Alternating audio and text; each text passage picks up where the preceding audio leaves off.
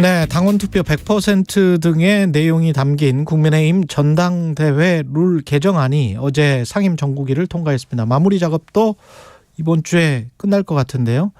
이를 두고 골목대장 뽑냐, 안철수 의원, 권력의 폭주다, 유승민 전 의원, 당내에서 강도 높은 비판이 쏟아지고 있습니다. 어제는 유상범 의원에게 찬성 입장 들어봤고요.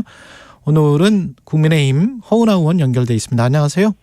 네, 안녕하세요. 국민의힘 허은하입니다. 예, 룰 개정안이 어제 상임 정국위 통과했고, 그렇게 되면 23일 정국위에서 최종 확정되는 건가요? 네, 그렇습니다. 어떻게 생각하세요? 우선은 어제 이제 통과가 됐기 때문에 전국위에서 통과되지 않을까 하는 생각을 하고 있습니다만, 그래도 끝까지 반대하는 입장을 말씀드리고, 네. 한 번 더 고심해 볼 수 있는 시간을 드리고 싶다라는 생각입니다. 어떤 측면에서 문제가 있다고 보십니까? 저는 무엇보다도 좀 국민과 멀어져 가는 것처럼 저희 당이 보일까봐 그걸 저희가 의도적으로 그럴 필요가 있을까 하는 생각이 있고요. 그 당원 100% 룰이라는 게 좀 약간 국민과 멀어진다라는 식의 인식을 좀 심어줄 수 있을 것 같다는 생각이 듭니다. 국민과 멀어진다?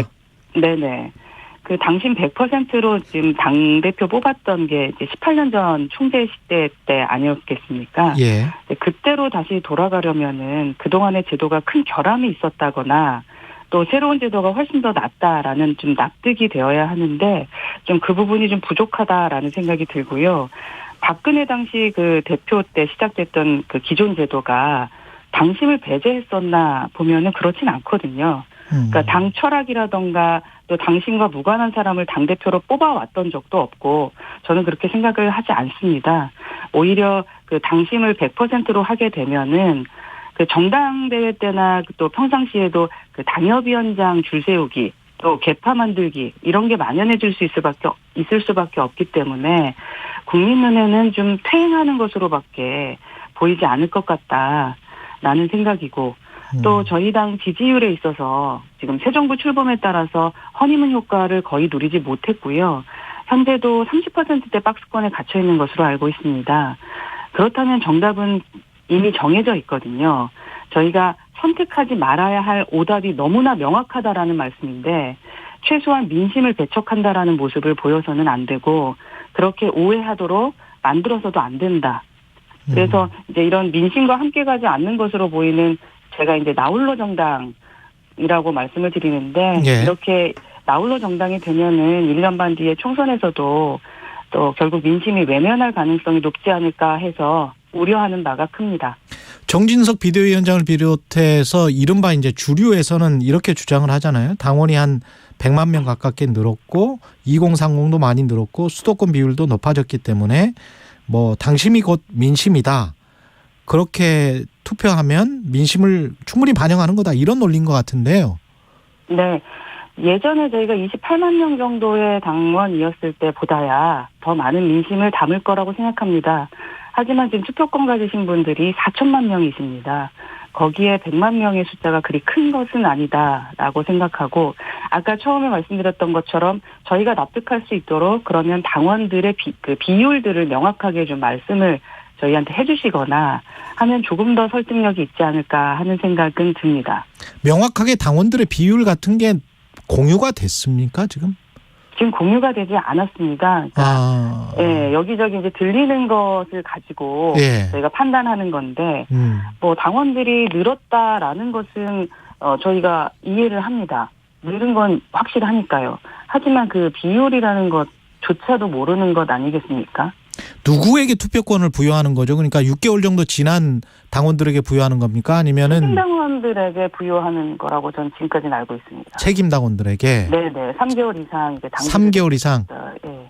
3개월 이상 당비를 납부한 사람들? 네네. 예. 그러면 한쪽으로 쏠릴 수 있는 가능성, 그러니까 그 영남이랄지 지금 현재 기존의 국회의원들 구성대로 쏠릴 가능성도 좀 있다고 보세요?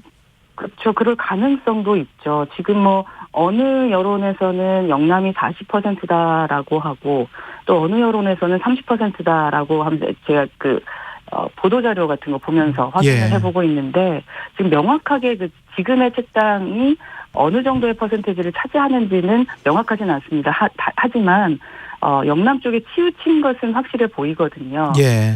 네, 그래서 이것이 모든 국민의 마음을 담는 것일까라는 생각이 들고 또 70%라는 것이 그렇게 작은 비율은 아니지 않겠습니까? 그렇죠. 예, 예. 의미가 30%로 여론조사를 했던 의미가 분명히 있었습니다. 박근혜 전 대표 때도. 기존의 7대3. 예. 그렇죠. 그 부분에 대해서도 나쁜 평가를 받고 있지 않았음에도 불구하고 왜 이렇게 2, 3개월밖에 남지 않은 상황에서 무리하게 바꾸려고 하느냐. 그러면 국민의 눈에는 분명히 오해를 받을 수 있다라고 저는 생각합니다. 그 국민들 눈에 무리하게 비춰지는 그 모습에서 혹시 이제 윤심이 작용한 것 아닌가? 이제 언론 보도는 계속 그런 게 나오잖아요. 그게 네. 있습니까, 당에?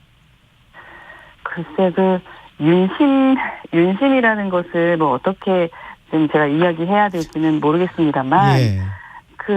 지금 뭐 당내에서는 윤심이 없다라고 말씀하시고 계시지 않겠습니까? 예. 그리고 뭐 김행 비대위원장도 얼마 전에 한 방송에서 윤심과 상관없다라고 좀 공개적으로 밝히셨다고요. 예. 그러니까 뭐 설마 공당의 비대위원이 책임 있는 자리에 있는 분이시지 않겠습니까? 예. 국민들께 거짓말하지는 않았을 것이라고 믿고 싶습니다.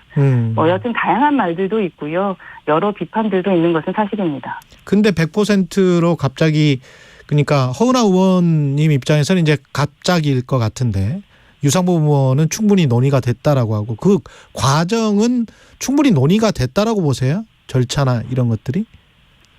충분한 의견 수렴이 있었다고 생각하지는 않습니다. 그렇군요. 저도 네, 좀 그렇지만 오히려 당내 일방주의와 뭐 민심 외면에 대해서 우려의 목소리를 내는 분들이 있으시거든요. 네. 그분들과 여러 고민을 나누고 저도 소통을 하고 있는데 이런 당내 일방주의가 당원 민주주의는 아니라고 생각을 하고 무엇을 위한 일방주의인지 솔직히 의문이 들고 정당은 선거에서 승리해야지 나름의 동력을 가질 수 있는데 이런 일방주의가 만연된 정당이 어떻게 다양한 민심의 바다에서 승리할 수 있을지 좀 우려된다라고 생각합니다. 의총을 열었습니까? 의총을 열고 이걸 결정을 했었나요? 안 했죠. 의총 없지 않았어요? 그렇죠. 결선 투표제에 관련된 것도 의총을 열지 않았기 때문에 반발들이 있었죠. 그렇군요. 그러니까 초재선 의원들 모임 정도 하고 그다음에 그 전에는 윤심에 관한 이야기들이 언론 보도가 있었고 그 전에는 이제 관저 만찬 뭐 이런 것들이 있었고 그다음에 이제 줄줄이 7대3에서 100%로 갑자기 가는 그런 상황이 됐네요. 한 2주 만에. 네. 좀 그러니까 이게 지도부에서는 나름의 절차를 밟았다라고 생각하실 수 있겠습니다만 보여지는 입장과 일반 당원 입장에서는 너무 성급하다라고 충분히 오해할 수 있는 그런 프로세스였다고 생각합니다. 근데 결선 투표제도 도입이 됐는데 이거는 언론에서는 유승민 방지룰이다. 그러니까 뭐 1, 2등에 혹시 이른바 이제 비윤계인 유승민 의원이나 뭐 이런 분이 들어가면 뭐 단일 대오를 형성해서 결선 투표에서 이기겠다는 그런 보관이다. 뭐 이렇게 분석을 하고 있던데요.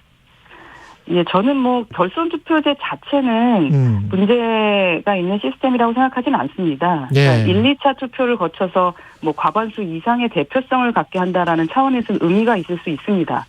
그런데 왜 하필이면 왜 지금 시점에서 공개적인 논의도 없고 그렇게 전격적으로 도입을 했는가에 대해서 의문을 가질 수밖에 없다라는 거거든요. 그러니까 그 의도는 그래도 리더십을 갖추기 위해서는 당원들의 50% 이상의 대표성을 가져야 된다라고 말씀하시는 거라면 이해할 수는 있습니다만 근데 왜 하필 2개월 전이라는 겁니다. 결선 투표제라는 것은 투표하기 전에 인위적으로 단일화하는 것이 아니지 않겠습니까?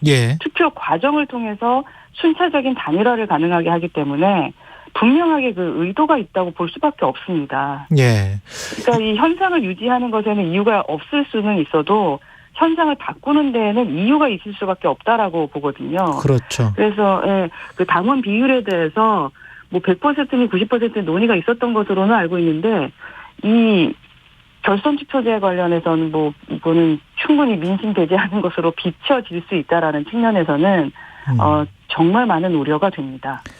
그동안에 뭐 어차피 3월 초니까요. 그동안에 네. 어떤 당심이 움직일 가능성.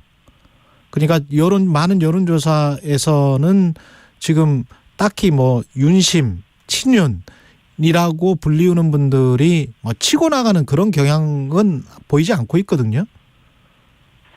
뭐 정치라는 게 하루에 몇 번씩 바뀌는 거라 네. 제가 뭐 주식 시장의 그 예측을 하는 것처럼 그 부분은 상당히 어려운 부분인데 예. 근데 제가 3년 동안 지켜봤던 저희 당원들은 상당히 현명하셨었습니다. 예. 추를 생각하셔서 늘 전략적으로 투표를 해주셨거든요. 그래서 지금까지 당선됐던 당대표들이 어떤 당심에 무관하거나 당철학하고 그 달랐던 분들이 당대표로 뽑히지는 않았다고 생각합니다. 예. 그래서 이번에도 좀 그럴 수 있도록 시스템과 제도가 좀 바뀌지 않았으면 좋겠다라는 겁니다. 예. 근데 이제 전대 룰을 둘러싸고 이거 가지고 혹시 뭐 당에서 내분이 일어나거나 그런 분위기는 아니죠, 지금. 그렇죠. 아직까지는 뭐 내분의 분위기는 아니고 다만 이제 이견을 하는 분들이 생기면서 아무래도 좀 불편하게 되기는 하죠. 예. 100%로 하면 확실히 유리한 쪽이 있습니까?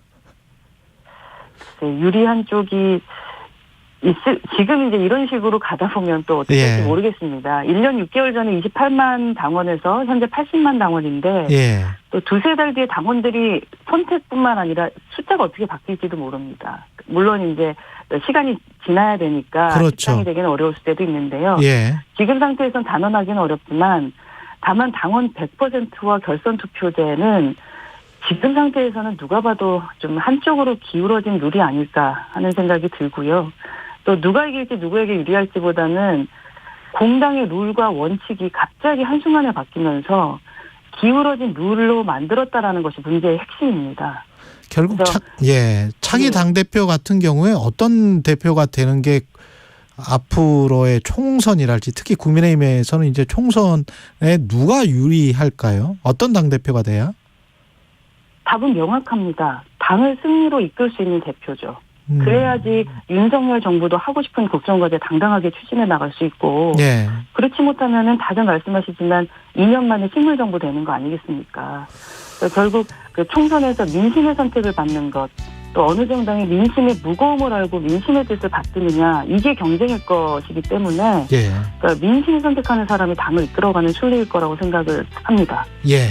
지금까지 국민의힘 허은하 의원이었습니다. 고맙습니다. 네, 감사합니다.